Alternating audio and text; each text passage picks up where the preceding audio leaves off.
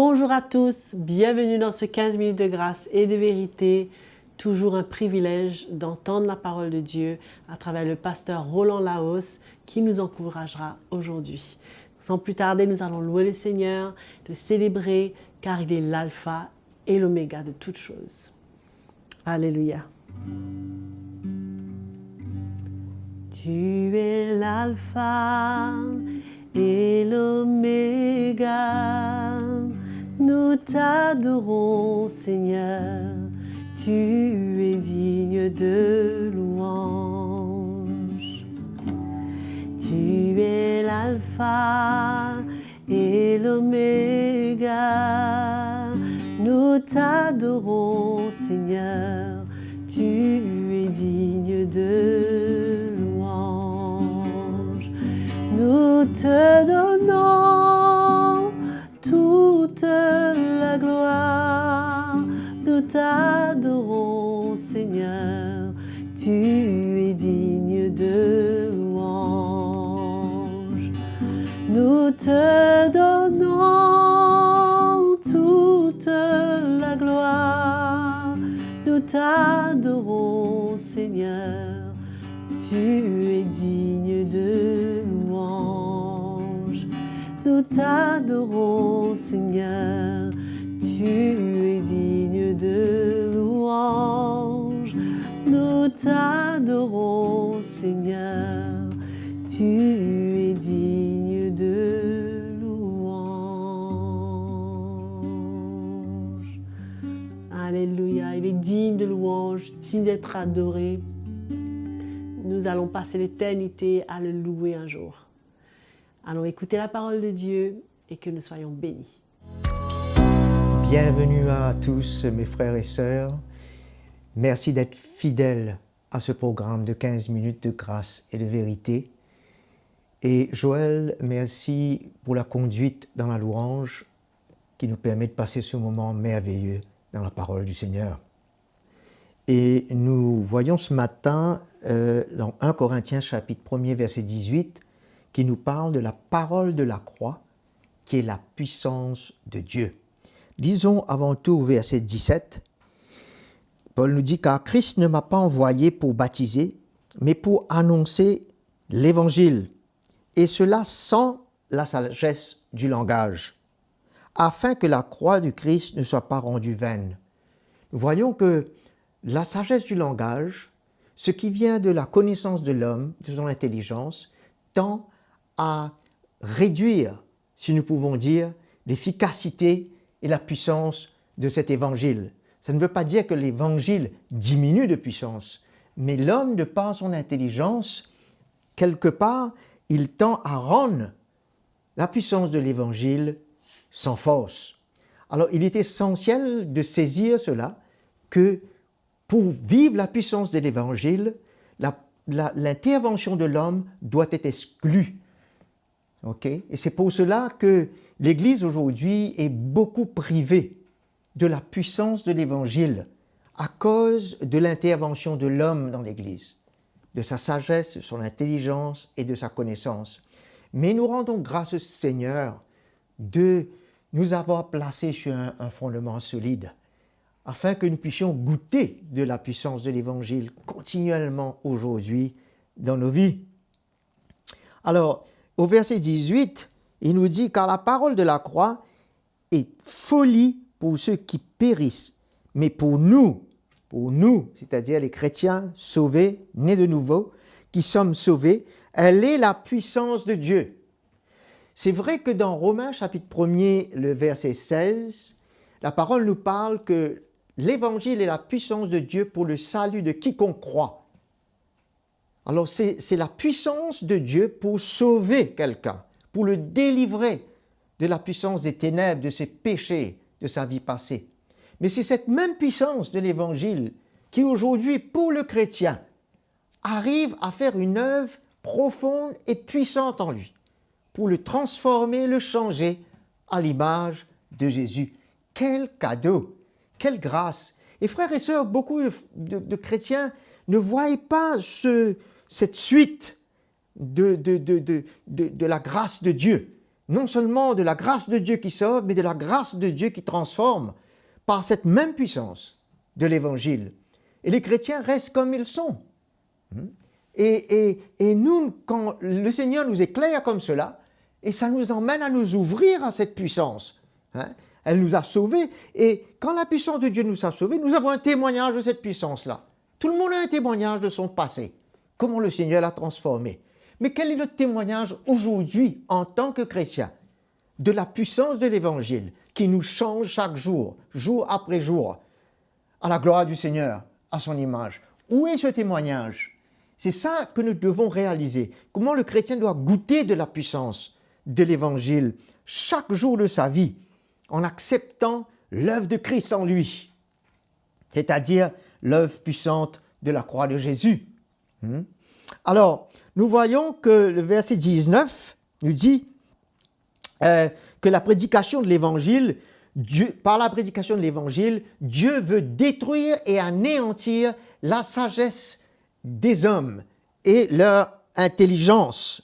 Ça ne veut pas dire que les hommes n'auront plus d'intelligence, de sagesse humaine, mais en ce qu'il s'agit des choses spirituelles, de la construction de l'Église, la sagesse des hommes et son intelligence n'a pas sa place, parce qu'elle ne peut pas atteindre les cœurs. Alors au verset 19, il dit « Je détruirai la sagesse des sages, c'est-à-dire des hommes, et j'anéantirai l'intelligence des intelligents. » Au verset 22, il dit « Le juif demande des miracles. » C'est là où il voit la puissance, le juif. Il sait que c'est seulement Dieu qui peut faire des miracles. Ils l'ont vécu avec Dieu. Mais les Grecs, eux, ils cherchent la sagesse. Pour eux, c'est ça la puissance. Mais pour le chrétien, lui, Paul dit au verset 23, « Mais nous, l'Église, les chrétiens, nous prêchons Christ crucifié. » Scandale pour les Juifs, parce que pour eux, un homme qui se donne crucifié, c'est un scandale. Il n'y a pas de puissance là-dedans. C'est les miracles qui prouvent la puissance de Dieu pour le Juif. Et pour les païens, c'est une folie. Ils ne comprennent pas, parce que c'est tout au niveau de l'intelligence et de la sagesse des hommes qui montre la puissance. Alors, de ce fait, mais il nous dit dans le verset 24, « Mais pour ceux qui sont appelés, ça nous concerne. » Nous n'agissons pas comme les Juifs pour chercher des miracles, malgré que Dieu va faire des miracles dans nos vies et au travers de nous. Nous ne sommes pas là pour chercher la sagesse des hommes, mais nous, pour ceux qui sont appelés, tant juifs que grecs, chrétiens, en Christ, c'est puissance de Dieu et sagesse de Dieu. Alléluia. Et dans le chapitre 2, le verset 4, il dit, non, le verset 5, pardon, « Afin que votre foi ne soit pas fondée sur la sagesse des hommes, mais sur la puissance de Dieu. » Quand il y a l'enseignement des hommes et sa sagesse et sa connaissance, l'homme met une fondation sur le sable. Et ça va s'écrouler, mes frères et sœurs. Mais quand la lumière vient, la sagesse de Christ vient dans notre cœur par la révélation de l'Esprit. Et nous voyons la puissance qui s'est passée à la croix et que cette puissance peut se passer en nous aujourd'hui, chaque jour de nos vies. Notre foi aujourd'hui s'établit, pas sur la connaissance et la sagesse de l'homme, mais sur la manifestation de cette puissance chaque jour dans nos vies qui est en train de nous changer. De là, nous avons un témoignage nous-mêmes pour confesser cette foi que nous avons dans cette puissance qui est à l'œuvre en nous, la puissance de l'Évangile, la puissance de la croix. L'Évangile, c'est la puissance de la croix. Et quand elle œuvre en nous, nous avons quelque chose à dire. Paul avait quelque chose à dire. Nous ne portons pas notre témoignage d'il y a 15 ans, quand nous étions sauvés seulement, mais nous avons un témoignage aujourd'hui. La puissance de l'Évangile est à l'œuvre en moi. J'ai quelque chose à vous dire et j'ai un témoignage puissant. Et ma foi se repose sur cette œuvre qui se passe en moi, parce qu'elle est puissante. Voilà, frères et sœurs, comment le chrétien est appelé à vivre l'Évangile, à vivre cette puissance dans sa vie.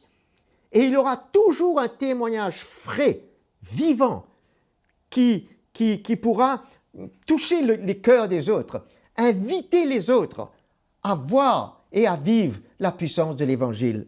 C'est merveilleux. C'est une grâce de la part de Jésus. Nous qui n'avions rien et qui n'étions rien, aujourd'hui, nous prenons cette valeur en lui au travers de la puissance de l'Évangile qui agit en nous. Et nous voyons comment cette fondation à ce moment-là est sur le roc, n'est-ce pas?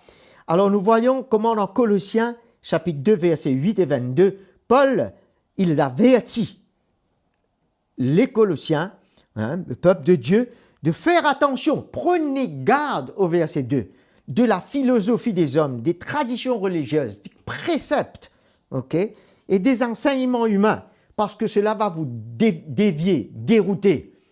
Il dit au verset 22, ne prends pas cela, ne goûte pas de cet enseignement. Il leur dit cela. Et ne touche pas. C'est pour cela que faites attention de ne pas toucher à plusieurs choses. Parce que sur Internet, on peut toucher de plusieurs choses, plusieurs enseignements. Ne va pas goûter cela. Goûte seulement de la lumière de la révélation de l'Évangile qui vient au travers de l'œuvre apostolique, du mystère apostolique, au travers des serviteurs qui vivent cette puissance en eux. Goûte de cette lumière qui vient au travers de leur vie. C'est ça que le Seigneur nous appelle. Ne va pas goûter à toutes sortes de choses. Ne va pas prendre ces choses. Et ne touche pas à ces choses. C'est dangereux. Et nous allons terminer sur Apocalypse chapitre 3, versets 17 et 18. Nous le connaissons, ce verset, quand Jésus parle à l'église de Laodicée, une église rétrograde. Il dit, tu es devenu pauvre, nu, malheureux, aveugle, au travers, bien entendu, de l'enseignement et de la doctrine des hommes. Comment est-ce qu'on peut devenir nu et aveugle et pauvre si nous recevons la révélation de l'Évangile? Ce n'est pas possible. C'est l'état de l'Église comme cela, c'est parce qu'ils ont tenu sur la doctrine des hommes. C'est pour ça qu'ils sont pauvres et nus. Nus qui veut dire les chrétiens vivent selon la chair. Alors, Jésus dit, viens à moi, je veux te restaurer. C'est pour ça que les serviteurs de Dieu, dans ces derniers temps, l'Évangile, on est en train de prêcher, la frère Mickey prêche l'Évangile aux pasteurs et à l'Église pour que l'Église soit restaurée et qu'ils reviennent chercher de Jésus. Viens chercher de moi, de l'or pur, cet enseignement, cette révélation qui viendra de l'Esprit pour t'enrichir, enrichir ton cœur, et qui va te revêtir de Christ et qui enlèvera la honte de ta nudité. Cette nudité qui amène cette honte d'une vie charnelle que vit le chrétien qui n'est pas fondé, qui ne vit pas la puissance de Dieu à l'œuvre en lui, qui vit en dehors de cette fondation. Alors revenons mes frères et sœurs et parlons l'Évangile à nos frères et sœurs pour qu'eux aussi ils puissent avoir l'occasion de goûter de cette grâce et de revenir sur cette bonne fondation de nouveau. Je vous aime, merci pour votre écoute, on se rencontre prochaine session. C'était la fin de cette session de 15 minutes de grâce et de vérité apportée par le pasteur Roland Laos. Nous sommes tellement bénis et encouragés de continuer cette marche avec le Seigneur. Donc restez connectés, abonnez-vous à notre chaîne YouTube CTMI et nous avons bien sûr notre adresse qui sera affichée à l'écran si vous souhaitez nous écrire, nous envoyer un témoignage que vous avez à cœur. En tous les cas, nous vous disons à très bientôt et que le Seigneur vous bénisse.